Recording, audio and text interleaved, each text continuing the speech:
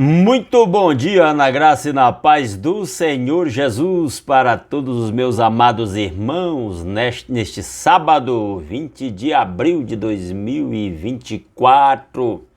Voltando aqui para continuar a leitura da Palavra de Deus. E a leitura de hoje é Mateus capítulo 20, mas antes de ler eu já peço meus irmãos, impulsiona esse vídeo aí dando um like nele. Se puder, compartilha aí nos seus grupos de WhatsApp, grupos familiares, de amigos, irmãos da igreja. Outras redes sociais, se possível também, estarei ajudando muito na divulgação deste vídeo. E se alguém é novato por aqui e não está inscrito no canal, está convidado a se inscrever, nos abençoará muito. E esperamos que a leitura da Palavra de Deus também seja uma bênção para cada um dos meus amados irmãos. Ok? E outra coisa, deixe o seu comentário aí, comentando o texto que vamos ler, ou até questionando os meus comentários, concordando ou discordando, tudo é válido, tá bom? Vamos lá. Mateus capítulo 20, diz-nos assim a palavra de Deus. Opa! Pois o reino dos céus é como um proprietário que saiu de manhã cedo para contratar trabalhadores para a sua vinha. Ele combinou pagar-lhes 1 denário pelo dia e mandou-os para a sua vinha. Por volta das 9 horas da manhã ele saiu e viu outros que estavam desocupados na praça. Ele lhes disse: vão também trabalhar na vinha e eu pagarei a vocês o que for justo. E eles foram. Saindo outra vez por volta de meio-dia e das 3 horas da tarde fez a mesma coisa.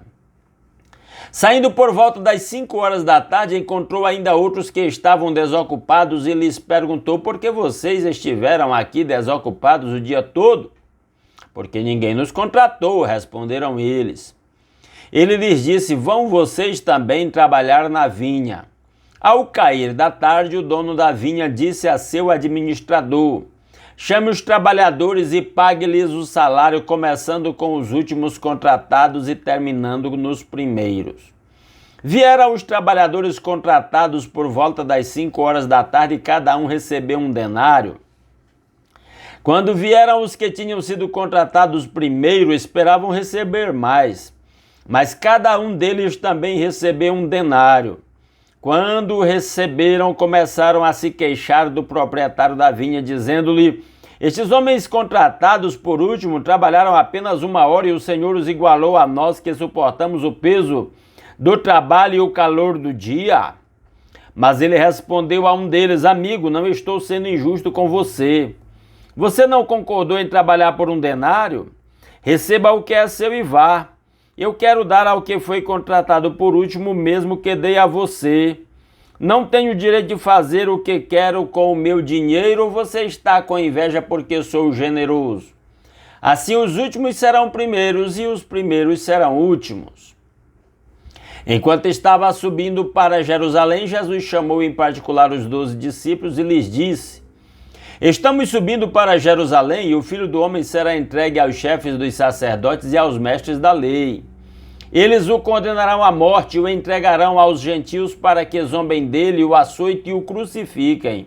No terceiro dia ele ressuscitará. Então aproximou-se de Jesus a mãe dos filhos de Zebedeu com seus filhos e, prostrando-se, fez-lhe um pedido. O que você quer? Perguntou ele. Ela respondeu: declara que no teu reino estes meus 2 filhos se assentarão, um à tua direita e o outro à tua esquerda. Disse-lhes Jesus: vocês não sabem o que estão pedindo. Podem vocês beber o cálice que eu vou beber? Podemos, responderam eles. Jesus lhes disse: certamente vocês beberão do meu cálice, mas o assentar-se à minha direita ou à minha esquerda não cabe a mim conceder. Esses lugares pertencem àqueles para quem foram preparados por meu Pai.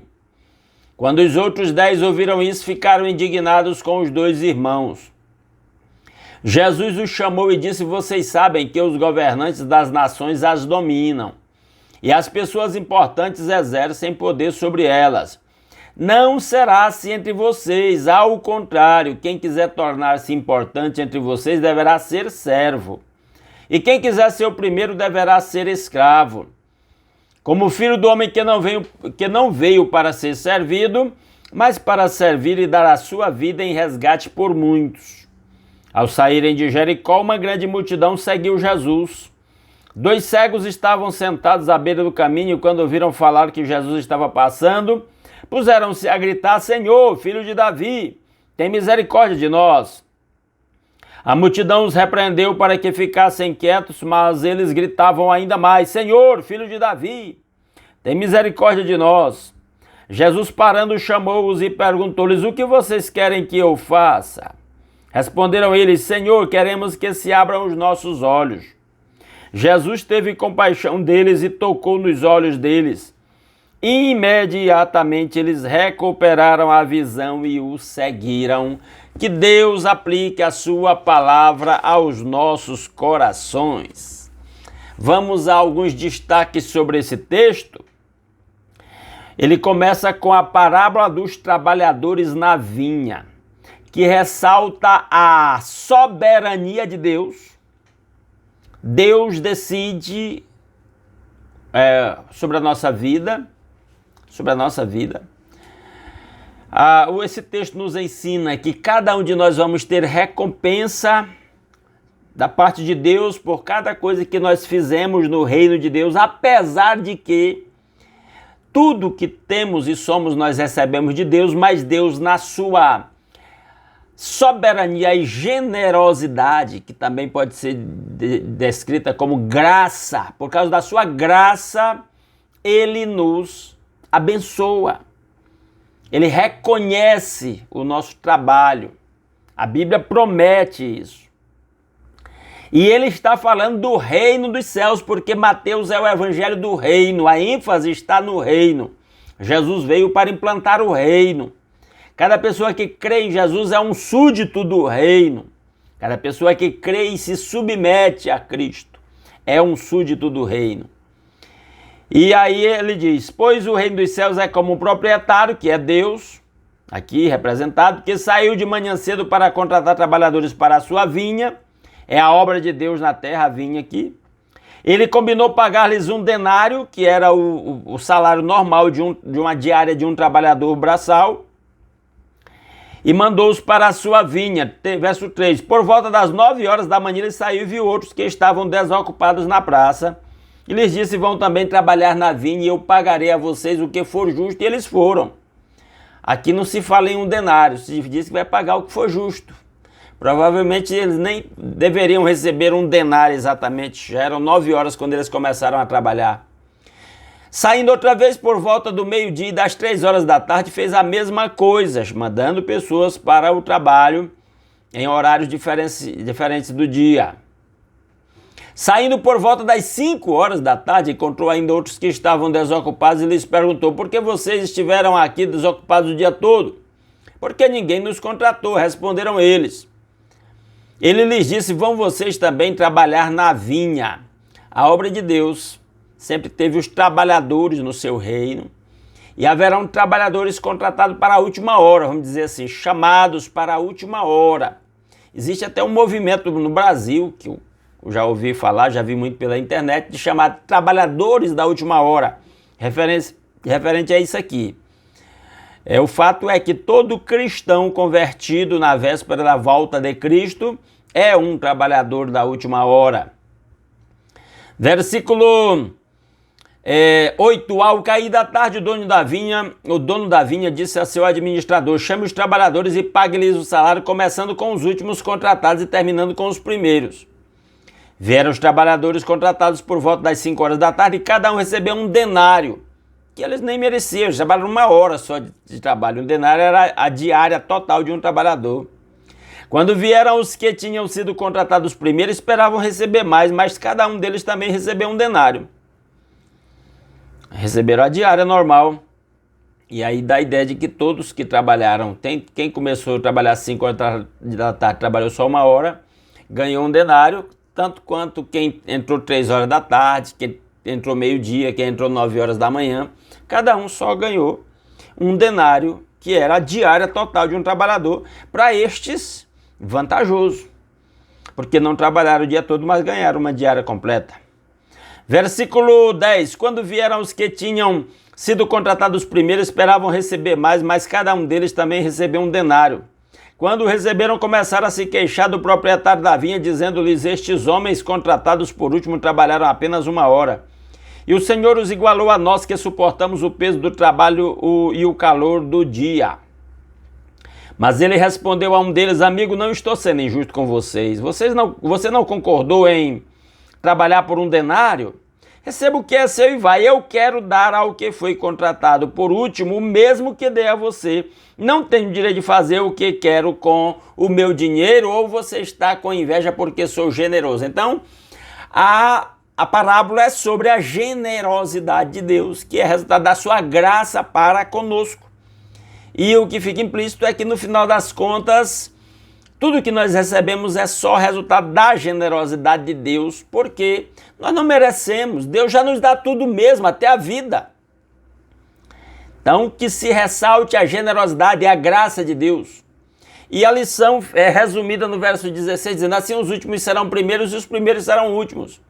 Houve quem participou do reino de Deus lá no início, e que vai ter lá o seu galardão, e nós que cremos em Deus, em Cristo agora, 2000 anos depois, recebemos a Cristo pela fé. Resultado, Deus tem uma recompensa, um galardão para cada um de nós, resultado da sua graça e generosidade, não dos nossos méritos no final das contas. Verso 17, enquanto estava subindo para Jerusalém, Jesus chamou em particular os 12 discípulos e lhes disse: estamos subindo para Jerusalém, e o Filho do Homem será entregue aos chefes dos sacerdotes e aos mestres da lei. Eles o condenarão à morte e o entregarão aos gentios para que zombem dele, o açoite e o crucifiquem. No terceiro dia ele ressuscitará. Jesus estava consciente da sua morte e ressurreição. E Jesus estava preparando os apóstolos para aquele episódio que iria marcar muito a vida deles, porque eles tinham apostado todas as fichas em Jesus e ainda na expectativa de um reino terreno. Mas Jesus vai levá-los a entender que o reino não é deste mundo, é um reino espiritual. Verso 20, então aproximando-se de Jesus a mãe dos filhos de Zebedeu com seus filhos, e prostrando-se, fez-lhe um pedido. O que você quer? Perguntou ele. Ela respondeu: declara que no seu reino estes meus 2 filhos se assentarão à tua direita e outro à tua esquerda. Dá a impressão de que os filhos de Zebedeu, Tiago e João, tinham em mente até aqui ainda um reino político e temporário, queriam ser ministros no governo de Cristo. E aí usaram a mãe, provavelmente como estratégia para sensibilizar Jesus, mediante um pedido de uma voz feminina. Verso 22, disse-lhes Jesus: vocês não sabem o que estão pedindo. Podem vocês beber o cálice que eu vou beber? E o cálice aqui, Jesus está falando da sua morte. Podemos, responderam eles. Acho que eles não tinham consciência de todo o sofrimento que Jesus ia passar. Jesus lhe disse: certamente vocês beberão do meu cálice, mas o assentar-se à minha direita ou à minha esquerda, não cabe a mim conceder. Esses lugares pertencem àqueles para quem foram preparados por meu Pai. Jesus disse que eles iam beber do cálice. A Bíblia não registra, mas a história, até certo ponto questionável, né? Não dá muito para falar com muita segurança, mas a história mostra o destino de quase todos os apóstolos, e muitos deles foram mortos, alguns mortos de maneira bastante violenta, até o caso de crucificação. Então Jesus está dizendo: vocês vão beber o cálice, que era o cálice da cruz, né? Verso 24, quando os outros 10 ouviram isso, ficaram indignados com os 2 irmãos, porque na verdade eles também queriam a posição lá. Jesus os chamou e disse: posição que eu falo, posição política no governo, no império de Jesus que eles pensavam que ia ser. Jesus os chamou e disse: vocês sabem que os governantes das nações as dominam, e as pessoas importantes exercem poder sobre elas. Verso 26, não será assim entre vocês, ao contrário, quem quiser tornar-se importante entre vocês deverá ser servo, e quem quiser ser o primeiro deverá ser escravo, como o Filho do Homem, Jesus, que não veio para ser servido, mas para servir e dar a sua vida em resgate por muitos. Jesus está ensinando que o seu reino É o inverso dos reinos terrenos, onde as autoridades exercem domínio sobre as pessoas. No reino de Deus, aquele que serve no reino de Deus, nós que cremos em Cristo, somos chamados para sermos escravos, para servir as pessoas, e não para ser servido, é o contrário do reino do mundo. Verso 29. Ao saírem de Jericó, uma grande multidão seguiu Jesus. 2 cegos estavam sentados à beira do caminho e quando ouviram falar que Jesus estava passando, puseram-se a gritar: Senhor, filho de Davi, tem misericórdia de nós. Não sei se esses cegos sabiam da palavra de Jeremias que diz: buscar-me-eis e me achareis quando me buscar de todo o coração, ou clama a mim e responder-te-ei, anunciar-te-ei coisas grandes e ocultas que não sabes. Mas o fato é que eles clamaram a Jesus, provavelmente já tinham ouvido falar dos milagres que Jesus fez e viram nisso uma oportunidade de receber um milagre. E eles clamam chamando Jesus de Senhor, de Filho de Davi e pedindo que ele tenha misericórdia. Verso 31. A multidão os repreendeu para que ficassem quietos, mas eles gritavam ainda mais: Senhor, Filho de Davi, tem misericórdia de nós. Às vezes, para irmos a Cristo, nós temos que enfrentar a multidão. A multidão, às vezes, é um obstáculo para quem quer buscar a Cristo de verdade. E eles deram o passo certo, ignoraram a multidão e continuaram gritando. Verso 32, Jesus parando chamou-os e perguntou-lhes: o que vocês querem que eu faça?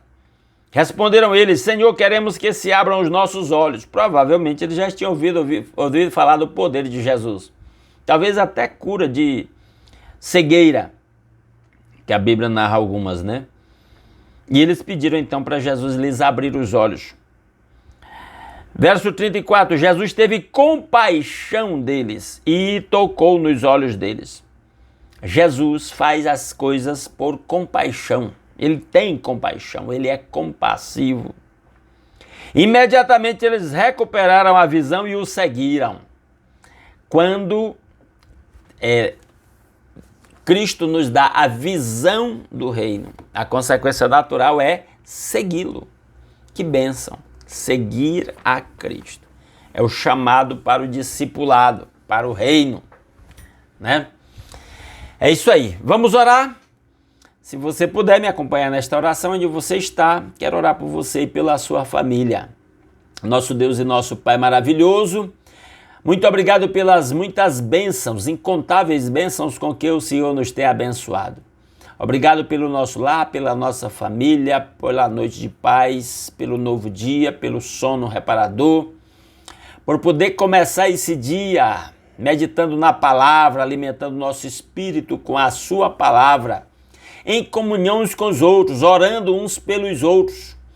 Que a bênção do Senhor continue sobre a vida de cada um dos meus irmãos, sobre a sua vida, sobre a sua saúde, sobre o seu lar, sobre a sua família, sobre o seu trabalho, sobre qualquer área da sua vida em que haja uma necessidade, que o Senhor é poderoso para suprir segundo a riqueza da sua graça.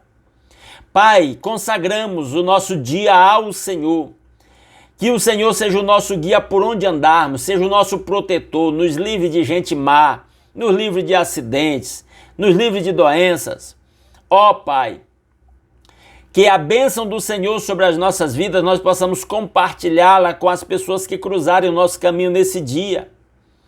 Que o Senhor seja o guia de cada passo, de cada pensamento, de cada plano, de cada um de nós. Ó Deus, faça milagre a favor de quem está enfermo. Ó Deus, se alguém está doente em casa, no hospital, talvez até na UTI, alguém está desenganado pelos médicos, visita, restaura a fé, se revela com amor e graça. Faça brilhar a sua luz, a luz que resplandece da cruz, na mente e no coração de cada pessoa, de cada um dos meus irmãos. Ó Deus maravilhoso, restaura, traz cura no espírito, na alma e no corpo. Se casais estão em conflito, famílias estão em conflito, irmão com irmão, pai contra filhos, cônjuges, ó Deus, que em cada lar haja harmonia, paz, amor, alegria do Espírito Santo, humildade, paciência.